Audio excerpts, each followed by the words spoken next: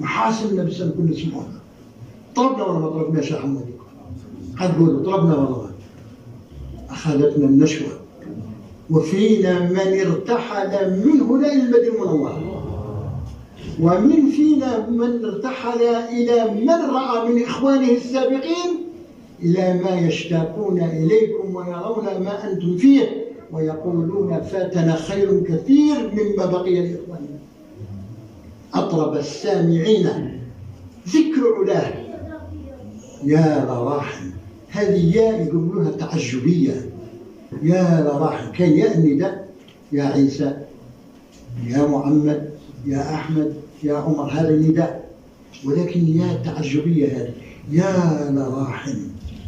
ما أحلى هذه الراح. والراح وش هي؟ الراح عندها ثلاثة معاني. كان الراح ذا التعب، وكاين الراح هي الكف، وكاين الراح هي الخمرة، الشراب الصافي الذي يسكر به النديم، وهو الذي يسمع إلى خصام النبي صلى الله عليه وسلم. أطرب السامعين ذكر علاه يا لراحم. مالت به الندماء. كي دخلتكم هذا الوجدان وهذا الغدق الداخلي الكثير الغزير الوفير المنقطع عن النظير لا يوصف بلسان، ما وجدت بواطنكم إلا أنها اهتزت فعبرت عنها الجوارح بالاهتزاز. أما ترى الطير المقفص يا فتى إذا ذكر الأوطان حن إلى المغنى. دير في طير في قفص، هل يقعد في القفص؟ لكن بل عليه يروح هاك يطلع يهبط، لأنه اشتاق إلى المعنى أو إلى المغنى وهو الوطن الأصلي. وإحنا أوطاننا هي محل الأرواح الطاهرة. يا لراحم مالت بها الندماء. الندماء هم الفقراء، الندماء هم الفقراء. يا لراحم مالت به الندماء. شوف السر تاع سيدي المصيري العظيم العظيم، فهو بدا يوصل فينا إلى أننا نشتاق النبي صلى الله عليه وسلم. قال أني توحشت واشتقت النبي صلى الله عليه وسلم رايح له. ثم يتكلم عن الزيارة إلى المدينة المنورة إلى النبي صلى الله عليه وسلم، وأقر وأعظم قال ابن حجر في هذه الهمزية وقرأنا السلام خير خلق الله من حيث يسمع الإقراء. وقرأنا أكرم خلق الله. من هو أكرم؟ سيد محمد صلى الله عليه وسلم. السلام وش قلنا؟ السلام عليك يا رسول الله، السلام عليك يا نبي الله، السلام عليك يا حبيب الله، السلام عليك يا خير خلق الله، السلام عليك يا صفي الله. وقرأنا السلام وقرأنا السلام من حيث مكان يسمع. النبي صلى الله عليه وسلم يسمع الإقراء. وهل تظن أن النبي صلى الله عليه وسلم السلام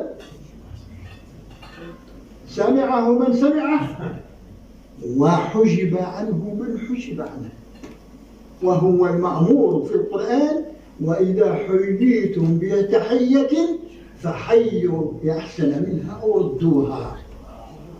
إذا السلام محقق، وتحقق أنك سمعته، فإن لم تسمعه بأذنك فاسمعه بأذن شيخك. الله تحقق من هذا. ولهذا قال سيدي ابن حجر يشرح هذه البردة، قال أقر وأنفع وأمتع بيت في هذه الهمزية هذا البيت من حيث يسمع الإقراء. تسمع النبي صلى الله عليه وسلم. وهذا شيء عظيم في هذه الهمزية وهذه البردة المباركة. وإنكم في خير وفي عطاء وفي نعمة وفي فيض وفي مدد.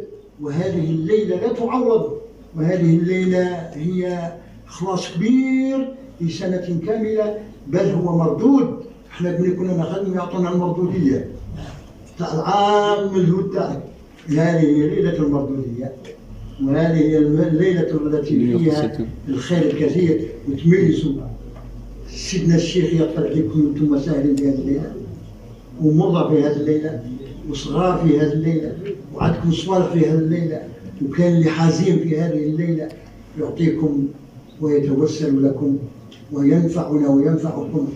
اللهم إنا آمنا بسيدنا ومولانا السلام والمرح، فمتنا اللهم في الدارين برؤيته، وثبت قلوبنا على محبته، واستعملنا في خدمته، واجعلنا من فرقته الناجية من حزب المفلحين. اللهم يا ربي شفينا وعافينا وارفعنا الداء والوباء والبلاء. اللهم هؤلاء العنادل، هؤلاء الشبان قد تركوا هذه الصحراء وهذه المغريات وهذه المغويات وجاءوا إلى بيت من بيوتك يتلون كتابك ويتدارسونه ويذكرونك ويمجدونك ويعظمون حبيبك ويصلون عليه ويذكرون هذه الخصال العظيمة للنبي صلى الله عليه وسلم.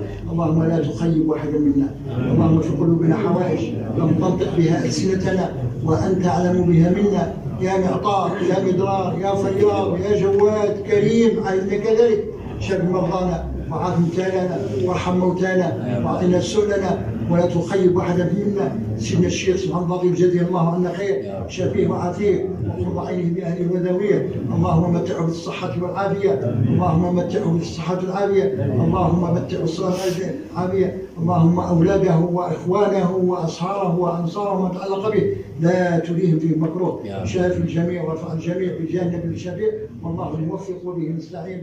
سبحان ربك رب العزه عما يصفون، وسلام على المرسلين والحمد لله.